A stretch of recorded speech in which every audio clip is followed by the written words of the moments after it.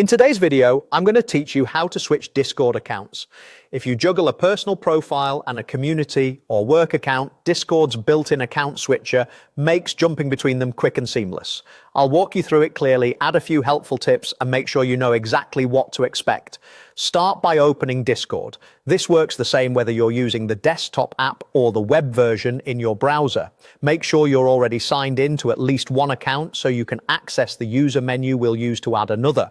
Look to the bottom left corner of Discord, click your profile picture, the circular avatar next to your status, and the mic and headphone icons. That opens your user menu. This menu is where you can adjust your status, see your profile, and most importantly for today, manage accounts.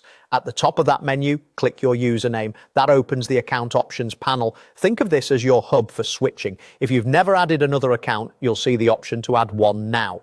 Choose Add Account. Discord will bring up a login window. Here, sign into your other Discord account with its usual credentials. If you have two-factor authentication turned on, be ready to enter your authentication code. If you prefer using the QR code login from the mobile app, that works too. Take your time and make sure you're logging into the correct account so your servers and DMs line up with what you expect. Once you're signed in, Discord links that account to your switcher.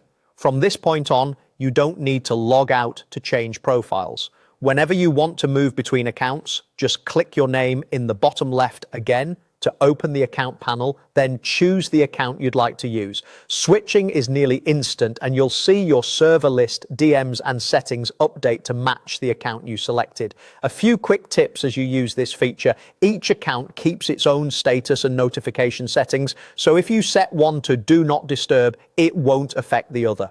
Voice connections don't carry over, so if you're in a voice channel and switch accounts, you'll need to rejoin from the new account. You can add multiple accounts to the switcher, which is useful if you manage different communities. And if something doesn't look right, make sure your Discord app is updated to the latest version. That's all there is to it.